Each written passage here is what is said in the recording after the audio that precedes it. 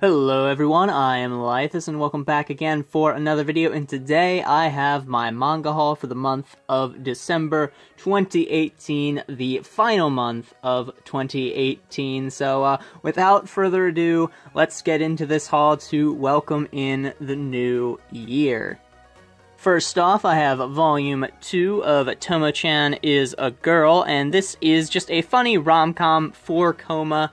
I think it recently just ended in Japan, but yeah, it's quite funny if you're looking for a 4-coma or just a very fun slice-of-life rom-com type thing, then this is definitely one I would recommend, and this series is, of course, put out by 7 Seas. Now, it may look quite thin, and it is, but 4-coma, in my experience, they tend to take a little bit longer than normal to read through than is typical, but yeah, if you're looking for a rom-com, definitely recommend picking up Tomoechan is a Girl. Next up, I picked up the 6th and a final volume for NTR Net Suzhou Trap, and this is another series put out by 7 Seas. And this is definitely more of an erotic and steamy Yuri than some of its contemporaries. But yeah, this is a very short Yuri series, more so focused on the fan service than anything else. So if you're a Yuri fan and you just really want to watch girls kiss and make out, this is definitely one you want to go pick up. But if that's not something you're into, or that's not something you're particularly interested in, then maybe give this one a skip, because that's really what this one is about. And from what I have read of the series, the one of the characters, or at least several of the characters, are not that great of people, but it's been a while since I've read this series, and I'm probably just going to read it all the way through. But yeah, this is the final volume for NTR Net Suzhou Trap. Next up, I have Volume 8 of To Love Rue Darkness. This is a rom-com harem fan servicey comedy series, and this is the sequel to the original To Love Rue. I'm picking these up because I enjoy To Love Rue a lot, and I hear this one it's a continuation of that, and I have a good suspicion that I'm going to enjoy it. But I have not read any of the darkness component, but I definitely do enjoy To Love Rue, so I'm picking up the darkness volumes as they come out, because I have a suspicion I will enjoy these because I like the original. But other than that, I really don't know what is different about the darkness component. I know it ran in a different magazine than the original To Love Rue, but aside from that, I don't know what else is different. But yeah, Volume 8 of To Love Rue Darkness, and unlike the original series, these are in singles as opposed to 2-in-1 omnibuses. Next up, I picked up the Ancient Magus Bride Golden Yarn sort of short story collection, and this is, it's a short story collection involving the Ancient Magus Bride. It is a light novel, and there are 2 of these that are set to come out. Obviously, this one, the Golden Yarn, and then the Silver Yarn is set to come out in like 2 to 3 months, I want to say. But I'm a big fan of the Ancient Magus Bride, and having the short story collections, I think I will definitely enjoy those. But yeah, the short story collection, or at least the first short story collection for the Ancient Magus Bride, I'm very interested to see how different this is than the manga itself, and I kind of want to see different sort of people's take on the world of the Ancient Magus Bride, because not everything is written by Korei Yamazaki, the main mangaka for the series. But yeah, the Ancient Magus Bride, the Golden Yarn. Next up, I picked up the 3rd volume of Shoa, A History of Japan. This is from the years 1944 to 1953, and I have read this, and this is really, if you're a big history fan, I would recommend picking this up, because this is basically just Shigeru Mizuki going through the history of Japan during the Showa period, and this is going to detail sort of the ending of the Pacific War, as well as a little bit into the reconstruction of Japan in the post-war period during the U.S.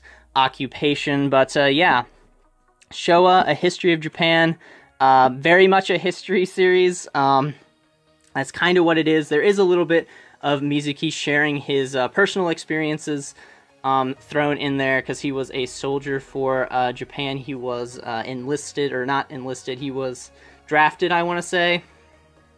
to fight in the army, and so he has some of his experiences thrown in there, but it is very much a historical piece. So if you're not into history, maybe you want to pick this up because you're interested to, maybe you kind of want to see it out, get into it, but if you're a big history fan, definitely recommend this. There's only one more volume left put out by Drawn and Quarterly, and that will finish up the Showa era of Japan. But yeah, this is the third omnibus for Showa. Next, I have one of the last remaining Gen manga series that I want to pick up, and that is Versus Aliens by Yu Suzuki, or Suzuki Yu. I'm not sure what their full name is, because I've not seen them anywhere else. This is the only manga that I have found that is written by them. Maybe I'm just not looking hard enough, but yeah, this is kind of weird. It's kind of hard to talk about without spoiling the ending. I feel it could have done the ending better, but overall, I enjoyed it. It's a fun little kind of adventure, I guess, kind of series. It's very weird. It's very interesting, and I've never really seen this. I mean, I've seen this type of story done before, but not in this specific way. It's very interesting. It's not the best manga I've ever read, but if you're wanting to give something new a try, I would definitely recommend it. These Gen manga are quite cheap. I think this one is $10, maybe. I think it might even be less if you can find it online. But yeah, Versus Aliens, it's kind of cute. I would have liked to see, you know, more work by this author, because I think they have a lot of potential. I think they showed a lot of that sort of in here, but yeah, just a kind of weird and interesting story that I enjoyed, and if you're looking for something new, I'd recommend picking it up, especially since it is only just this one volume. Next, I have H.P. Lovecraft's The Hound and Other Stories adapted to manga by Go Tanabe, and I've never really read any Lovecraft, so there's that. I'd like to read some of his works, but I just haven't gotten around to doing so yet. But the art in this series is very unique. It definitely suits sort of that darker, sort of horror-ish tone that I know Lovecraft is known for, sort of his ideas and the way he tells horror stories. But yeah, I definitely enjoyed these. It's definitely different than Junji Ito's style of horror. You can absolutely tell that. But yeah, if you're looking for a short horror collection, then this is one I would recommend. And Dark Horse did a nice job with the publication on this one. And so, you know, round of applause to them, because they usually fumble the ball a lot when it comes to things. But they did a nice job with this release right here. But yeah, if you're looking for a horror series, this one's quite short, and I think they're going to be releasing more of Go Tanabe's adaptations of Lovecraft's works in the future. But yeah, this one is short. I think it collects 3 stories, including obviously The Hound. But yeah, if you're looking for a short horror, would recommend H.P. Lovecraft's The Hound and Other Stories adapted by Go Tanabe. Next up, I have the first omnibus for Gantz, and I really don't know what to think about this series. It's very weird. It's different than any manga I've read before, so I really don't know how I feel about it yet.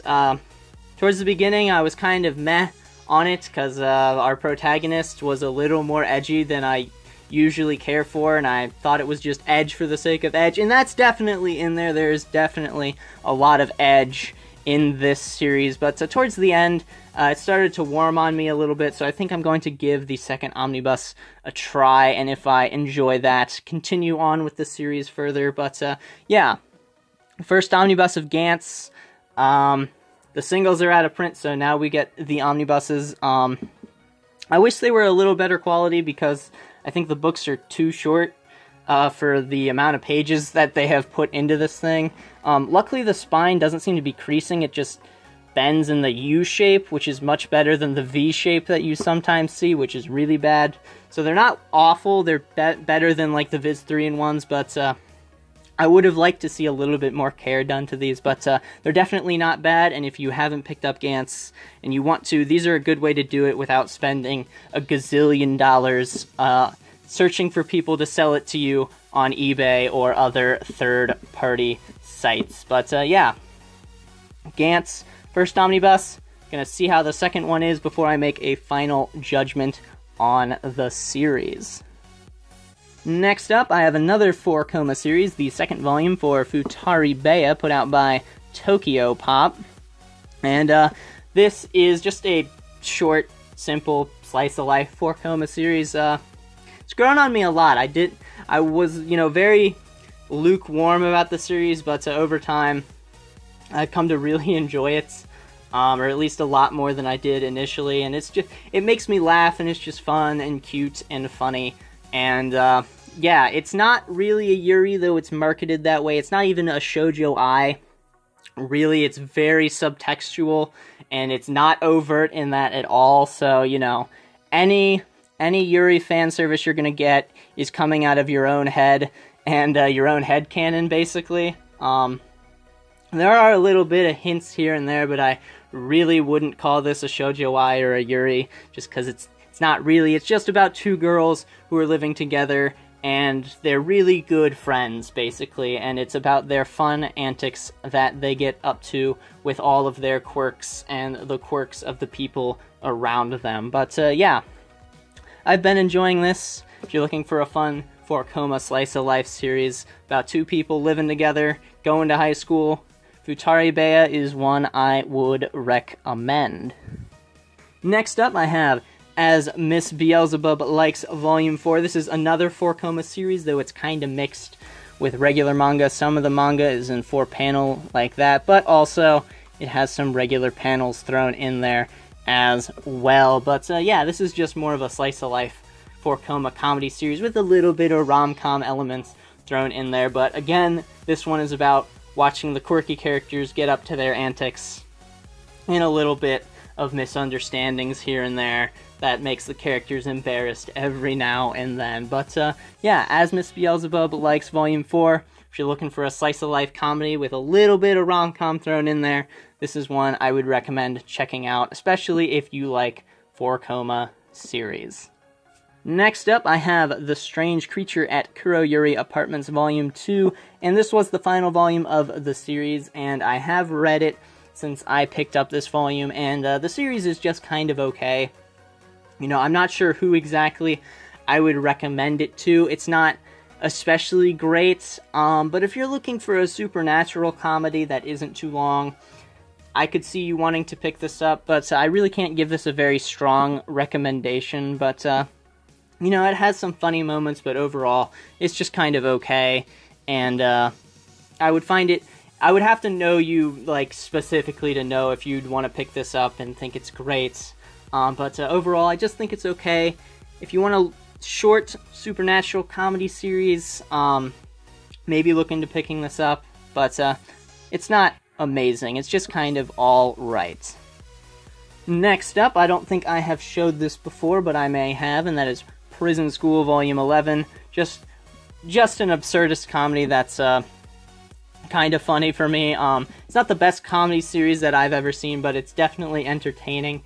And there's only, I believe, 3 more volumes left before it is complete. But yeah, Prison School Volume 11, not much else to say than it's just an absurdist seinen comedy that is just over the top and ridiculous. And you probably have seen the anime or have read the manga already, because I believe it's quite popular. But yeah, Prison School Volume 11, or Omnibus 11, I should say.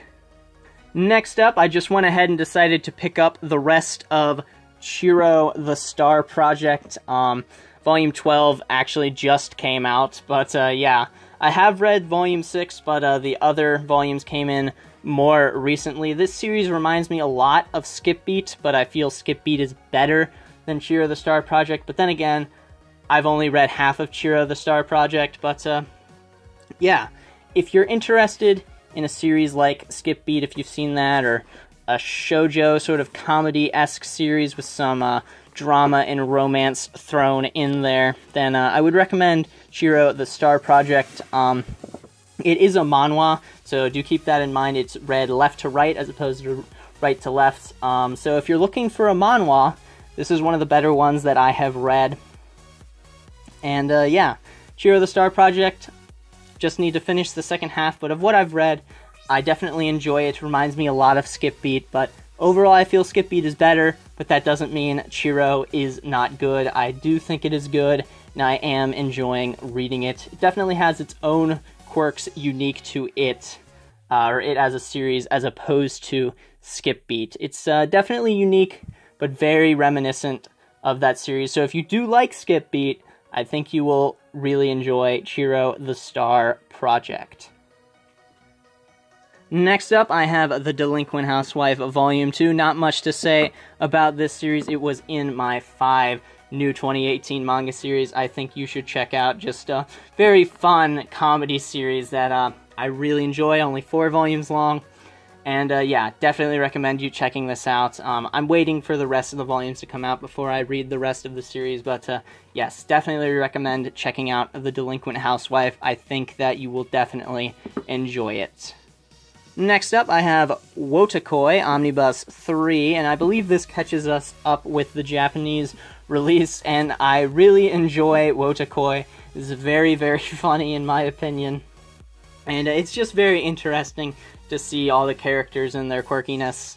If you haven't seen the anime, I would recommend checking that out. I think this was adapted very well, and it very much suits sort of the anime style.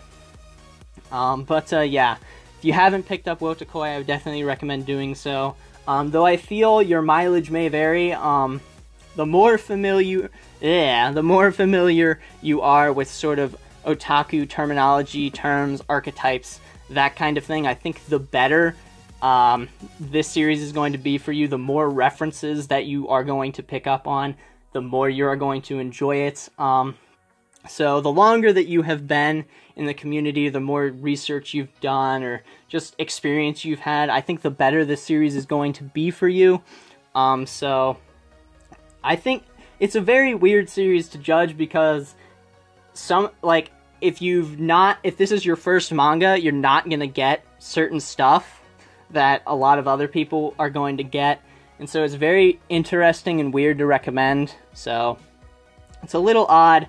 I really enjoy it. I would definitely recommend picking it up and giving it a shot. But I do feel the longer you have been in the, or have been reading manga, the better the series is going to be for you because you're going to get more of the jokes and the references and all that kind of stuff. And you can see sort of in the translation notes as well, all the things that, you know, they had difficulty translating, and they're just kind of explaining all those translations in the back, and it's quite wordy because, you know, there are a ton of references in here, but yeah. Omnibus 3 for Wota Koi, would definitely recommend this series. Next up, I have the first 2 volumes for the Sailor Moon Eternal editions, and these things are quite massive, and they are actually quite good in quality. The price is still very, very steep, as you can see right there. Each one retails for $28. That's not as bad as what I initially thought after having received these volumes, but I do think it's still very, very high. I definitely think they could have gone, you know, 20 to 25. I think that would have been a better price point, but these volumes are still very, very nice in quality, and as you can see, they are very, very large. Yeah, they even cover the Berserk or the Dark Horse logo on the Berserk volumes back there. Yeah, they are very large. Paper is very nice, and they're just very, very well put together books. You know, the price point isn't as ridiculous as I initially thought it was, but yeah, if you're a big-time Sailor Moon fan, or you don't mind spending the extra dollars to have these volumes, and you've always wanted to get into Sailor Moon, then I would definitely recommend it. As for me, this is my first experience with Sailor Moon, and it's I don't really know. I've only read these first 2 volumes, and it's kind of hard to tell how the series is going, or at least in my opinion. Yeah, this is my first exposure to Sailor Moon, because I never saw the anime when I was younger, but yeah, and I haven't picked it up at all since, but yeah, here are the 2 omnibus, well, not omnibus, but eternal editions for the series, and I believe there are going to be 10 of these. But yeah, let me know if you want to hear my thoughts on Sailor Moon or a review or something like that when they're all out and I've read them all. But yeah, I do think these are very, very nice volumes. If you're a big-time Sailor Moon fan, or you don't really mind spending the few extra dollars, then I would definitely recommend picking up these Eternal editions for Sailor Moon. Next up, I have a single-volume series, Sandland, by Akira Toriyama. I have not read this yet, so I can't really say much about it, but it is by Akira Toriyama, the same mangaka that wrote Dragon Ball, Dragon Ball Z, Dr. Slump, and a bunch of other things. Very influential, especially when it comes to Shonen series and Shonen Jump. But yeah, I haven't read this yet, so I can't say much about it, but I do know the man behind it is very well known, and yeah, Akira Toriyama, very well respected in his field. But yeah, Sandland is a single volume series that he wrote, and I'm interested to see what it's like. Next, I have the 4th and final volume for The Young Master's Revenge, and I have read this series since picking up this volume, and it was alright. It was a fun sort of shoujo rom-com type series with some drama thrown in there. But, you know, it's nothing fancy, doesn't have anything amazing going on in it, but if you're looking for a shoujo rom-com, then I definitely recommend picking this up. It's definitely very lighthearted, and it doesn't really try to get serious very much, or really at all. But, yeah, it was fun, it was alright, but it was just okay and decent. But if you are looking for a shoujo rom-com, then I would recommend picking this up, especially since it is only 4 volumes long. Next up, I have Volume 5 for Astra Lost in Space, and this volume is a big boy. It is very, very thick. For a final volume, it is much larger than I was expecting, because final volumes are usually a little bit longer, but this one is especially so. But I have not read this volume yet. I got it very recently. But Astra Lost in Space was one of those series from 2017 that I definitely recommended picking up, and I'm excited to see where the series goes. But yeah, Astra Lost in Space Volume 5, sort of an adventure-y shonen in a sci-fi setting with a little bit of drama thrown in there, kind of a whodunit plot that is going on in the background. But it's really just a fun space adventure type story that is complete in 5 volumes. Next up, I have the 3rd and final volume of After Hours, and this is another very thick and big volume, and this is the final volume of the 3-volume series. I've read the first volume. It is very much a shoujo-ai and a yuri, but instead of being about high schoolers, this one is featuring adults. I believe one is in her mid to early 20s, and the other is in her late 20s, I do believe. But yeah, if you're looking for a yuri series or just more of an adult romance series, then this is one I would recommend picking up. I definitely enjoyed that first volume, and I'm excited to watch the series conclude. Next up, I have the first 5 volumes for Kaguya-sama, Love is War. I picked up the first volume, I liked it, and I picked up the next 2, and I enjoyed those a lot more, and so I decided to pick up volumes 4 and 5, and so I'm probably going to buy this series as it goes and read it as it goes, as opposed to binging, which is what I usually do. But yeah, I enjoyed it. If you're looking for sort of like a comedy series, it's kind of not quite absurdist, but some of the stuff is a little bit ridiculous, then I would recommend getting into the series. It's not the best series I have ever read, but it's definitely funny in my opinion, and watching the characters grow and sort of change as things sort of evolve in their little game that they like to play.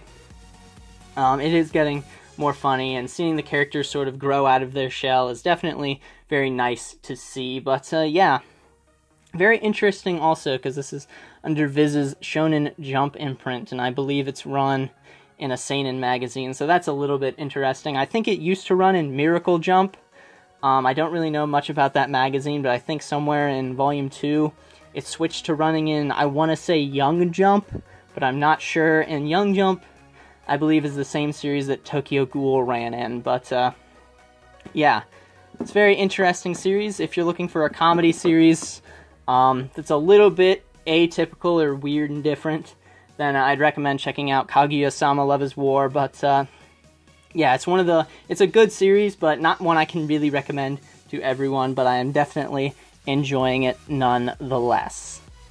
And next up, I've just gone ahead and caught up with World Trigger Volumes 12 through 18. I have read all of these, and World Trigger has definitely grown on me over the more recent volumes. I've gotten more and more interested in the series, and it's just very refreshing for me, because I have traditionally not liked a lot of, standard battle-y shonens. There are a few out there that I enjoy, but for the most part, they kind of fall flat for me. I'm just not really interested in it, but this series is very much different than that. I love the aspect of it being squads going up against each other, the fact that it's not just about one-on-one fights, but the fact that the characters will fight each other multiple times to see who is stronger. It's not just one person wins against another person every single time. They'll fight like 10 times, and maybe this one guy will win like 7, but the other one will win 3.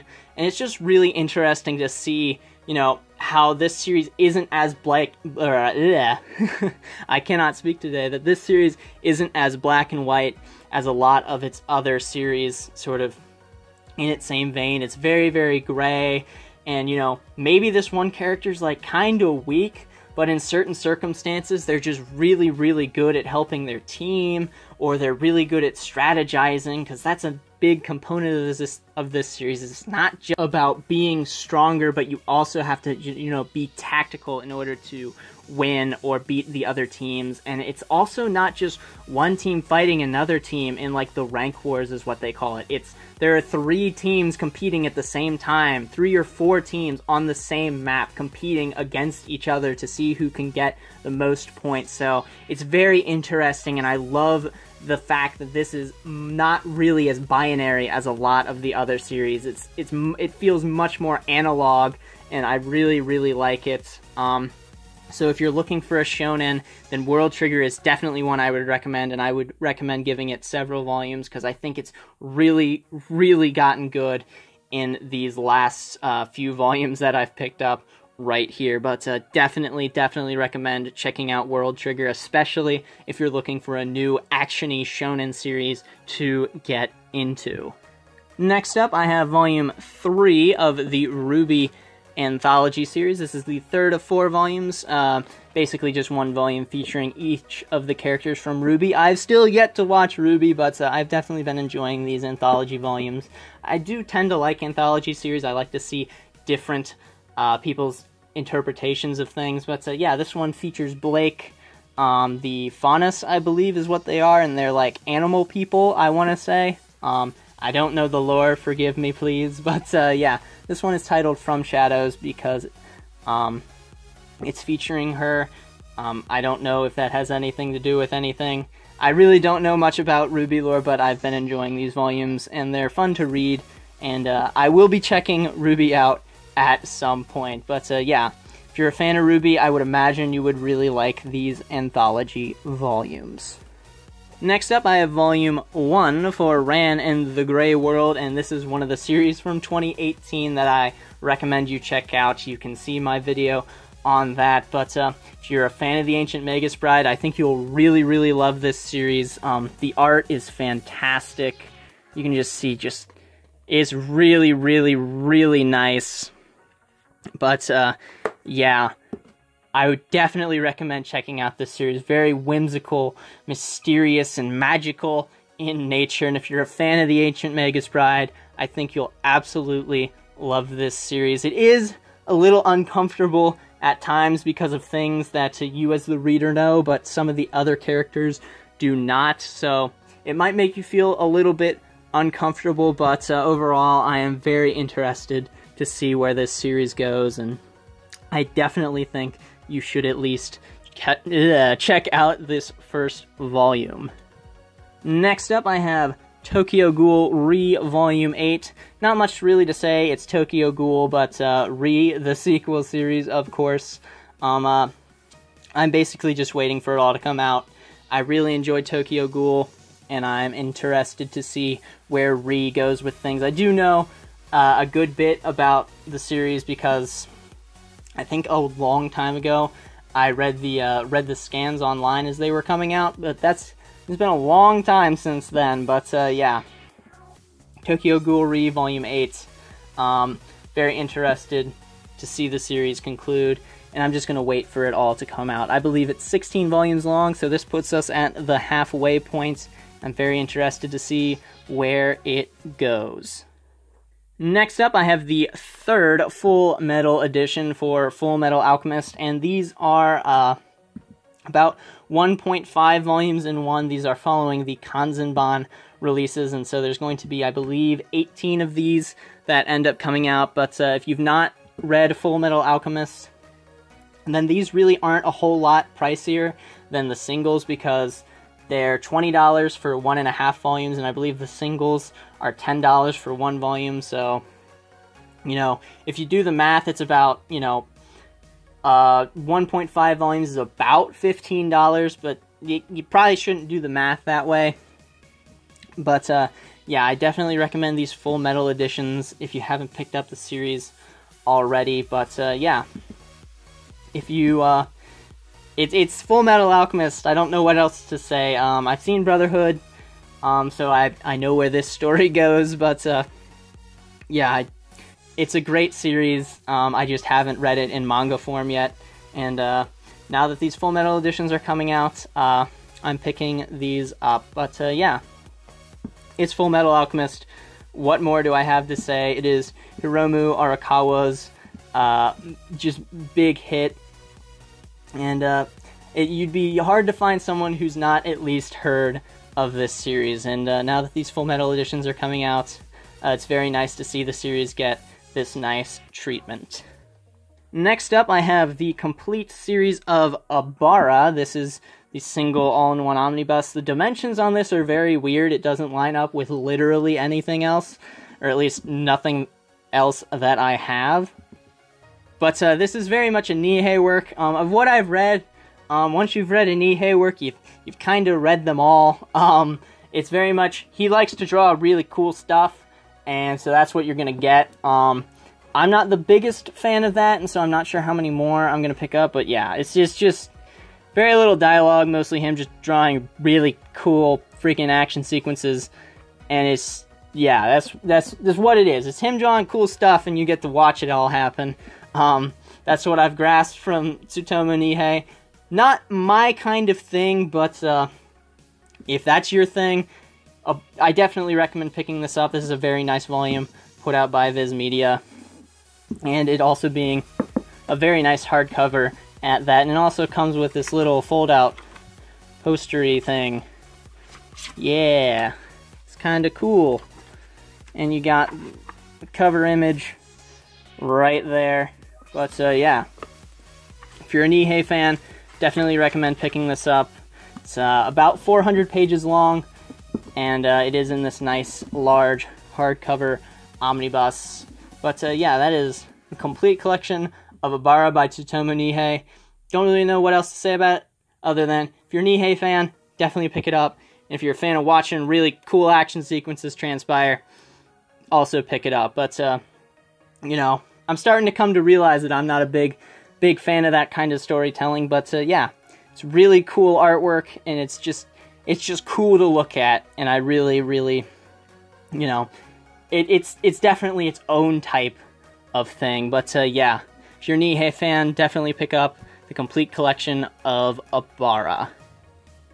And last up, to finish up this haul, I have something some of you guys have been waiting for this whole time, and that would be the complete collection of Monster in these perfect editions. Yes, after I read that first volume, you can see my first impressions. There's a link in the description down below. I loved it a ton, and I picked up the rest of the series, and I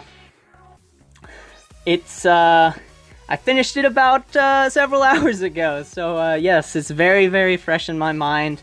To those of you who asked in the comments, I definitely want to do a review on this series, and I'm hoping to sort of put more effort into this one than I have in my previous reviews. I feel I can do a lot with this series in particular, but I can definitely say I highly recommend picking up this series. It's very much a thriller. It keeps you just engaged in this story the whole way through, and I think I marathoned like a bunch of these volumes just today. But yes, I loved Monster. I'm very happy I ended up picking it up, and I was very, very tempted to give it a 10 out of 10, but I don't give those out to very many series. As a matter of fact, I only have 2 manga with a 10 out of 10 on Mal, but this is definitely sitting at the top of my 9 out of 10s. I'd give it a 9.5 if I could, but it's only demarcated in integers on Mal. But yes, one of the better series that I have read. The ending was really, really nice. I felt it could have been a little teeny bit better, but overall, excellent series. The ending was great. Don't let that detract from that ending. It was very well done and well presented, and Monster is an excellent series that I highly recommend you checking out. But yeah, thank you to all those who have recommended this to me, which is probably literally everyone in the comments now. But yes, Monster's an excellent series.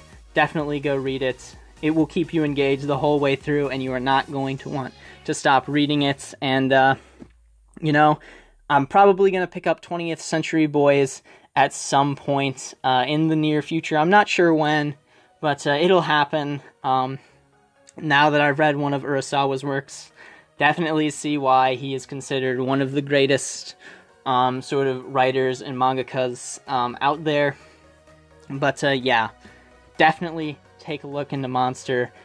It's an excellent series, and you know, I definitely put it high on your priority list, and these perfect editions are very, very nice that Viz has put out. But yeah, Monster is an excellent series.